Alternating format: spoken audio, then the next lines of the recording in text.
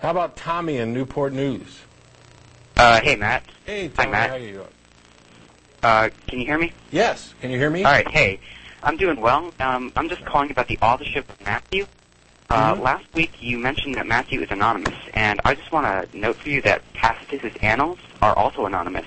Yeah. And we get our first description to Tacitus from Tertullian 100 years after the fact. Yeah. But for Matthew, our first description is from Papias, only about 50 years after the fact. Mm-hmm. So I just want to know how that's not special pleading for you to deny the authorship of Matthew when we have actually better evidence for Matthew than we do for Tacitus. I'm not saying that the authorship is necessarily wrong. I'm saying that we have no idea who the author is, and if we find out secondhand, as we would find out from Tacitus, etc. Can I finish? You asked me a question. Sure. I mean, I've already seen your video where you agree with me while you're disagreeing with me. But no. Sorry? Go ahead. And then you adopt a particular tone at the end of your video that makes me sound like I don't sound. And so I like the fact that both of the videos are up there so people can go compare, because it was a bit silly. My point was, when you're judging the authorship of the book by the standards that we would normally use if we were judging any other work from history. Right. However, that has nothing to do with mythical claims. And you cannot say that we can go ahead and say this is Matthean authorship based on the same standards that we might use somewhere else, and then also say, therefore, the stuff is necessarily true. My only point was that we don't have an autograph. We don't know who the author is. The names were ascribed by the church, and there are reasons to believe that Matthew wasn't the author, because there's no reason for an eyewitness to rely so heavily on other accounts. Matt, could I just address that real quick? Sure. You mentioned that it was mythical, but I just want to note here that Matthew is actually ancient bioi, and that's become the consensus since Richard Burridge authored his book, What Are the Gospels? And that's how the Gospels are actually biography, and they're intended to be history. They're not midrash. They're intended as historical documents. And how many other history books do we consider true that talk about zombies? I'm sorry, but this is a presupposition against miracles you're making, and you're going on a humane argument. No, it's not a presupposition against miracles. Yes, it is. It's not. What it is how do we determine whether or not a particular claim is justified? Even if Matthew wrote the book, and it was written by an eyewitness, that still doesn't mean that the events actually happened.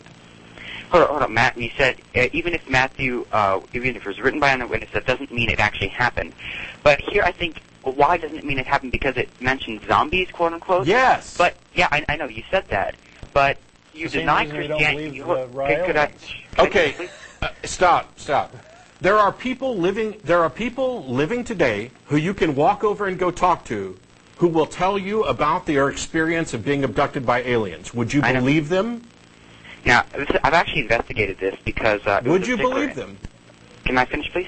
Actually, the experiences with aliens, almost all of them, or at least all I've investigated, come from later hypnotic accounts, and they're actually using hypnotic suggestion onto them. So it is not at all similar, because Jesus was not a hypnotist. So you're saying there are no accounts, no testimonials that aren't the result of something like hypnosis? Not of alien abductions, no, sir.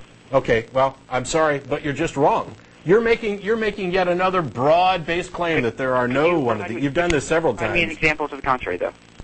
I gave you a hypothetical. What about... Stop.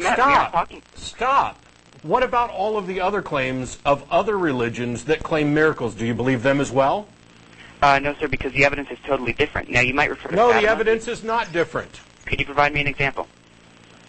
The Quran? No, the Quran was not written by an eyewitness. It does not include miracles. Actually, the miracles are found in the Hadith, and even Muslim scholars dismiss the Hadith. Miracles are not found in the Quran. Really? Really. Okay. So you can't provide me an example, can you? Off the top of my head, can I provide you an example? No. Well, you seem to you claim to know the information well, but you can't provide me examples. And your entire denial of the I don't have to provide you examples of other religions. Sure. I'm talking about what standards of evidence I would use in order to determine whether an account is believable or not. And an anonymous book, even if we think we might know who the authorship was, which is not necessarily the case, talking about miracle claims is not sufficient evidence to believe the claim. Why not? Because why should it be? I heard from some guy, or you tell me that this happened to you, and I have no other evidence other than your word that this happened. It's not sufficient to believe that. If you use that as a standard of evidence, you would be believing all sorts of contradictory claims and all sorts of unreal claims. It's much more likely if that it's is an made up. acceptable standard of evidence for you, then it's not surprising that you find this stuff convincing. Matt, you said that I would be believing all sorts of contradictory stuff, but you couldn't actually provide me an example of something else. So I did. You said it's not there. I don't have an encyclopedia at my fingertips, so I cannot provide you the counter, and I'm trying to save time. I've looked into it. It's not there. It's not there. So please don't make claims that you cannot back up right here. I didn't make a claim. I asked you did. You said I'd be believing contradictory things. You have not been able to back that up. I said if you used that standard of evidence, you would be in a position to be believing contradictory claims. What other claim would I believe by the standard of evidence? What other claim? Last week, the angel Moroni appeared to me and told me that you were going to call the show. Do you believe me? No, I don't, and I can tell you why. But I've got. But why not? You have nothing other than my claim. Can I finish the statement, please? Okay. The reason that I believe it because a popular theory to the resurrection is that the disciples lied about it, and this is refuted by social factors. That's not my theory. That's not my theory. I see no reason to address it. I know. I'm about to make an analogy. I'm about to make an analogy. Now, my theory on why you would say that is that you're lying for a specific purpose. Here we have a motive, and we don't have social factors like kinship to refute that. We don't have you dying for your belief, and we do have good attestation, but I'd rely mostly on kinship here. We don't have that kind of evidence, and so the evidence is far better for the disciples than it is for your claim that Moroni visited you last week. Far better. For those how is it better? I understand what you're saying about ulterior motives, etc. But you have a book that you don't have any originals of, that you aren't positive who the author is, with claims in it that aren't supported by evidence from elsewhere. And a long history of spin. And a long history of other people, of motivation for propagating these particular stories. Okay, Matt, you said, well, we don't have originals, and I just want to put out we don't have any originals from any manuscripts of the antiquity. That's special pleading there. You said we don't know who the author is. It's not special pleading because I'm not comparing it to other things in antiquity. So I'm talking about standards of evidence. That's the entire point, though. You're applying a different standard of evidence to this document than you are for others. No, I'm not, because there aren't other documents that I would accept that make these claims. So then any document that makes miraculous claims is disavowed by you automatically. Yes. Right? Okay, yes. So then how can you claim to be an atheist based on the evidence if you're automatically going to dismiss every piece of evidence to the contrary based on the fact that I did not say I would dismiss every piece of evidence to the contrary. What I said was that if I would dismiss texts that made that claim. If there was additional, you better let me finish or I'm going to hang up on your ass. If there was additional supporting evidence, that's the point that I'm getting to.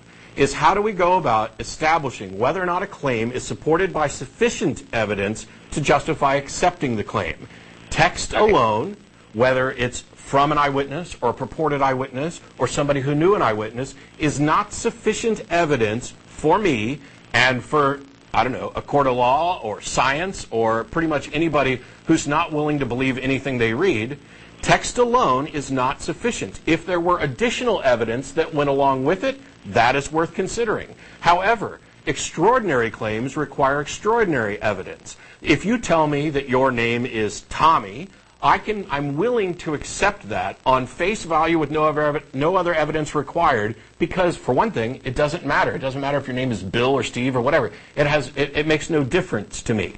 If you tell me that you have a pet dragon or a pet dinosaur, that is an extraordinary claim, and I'm going to require more than just your say-so.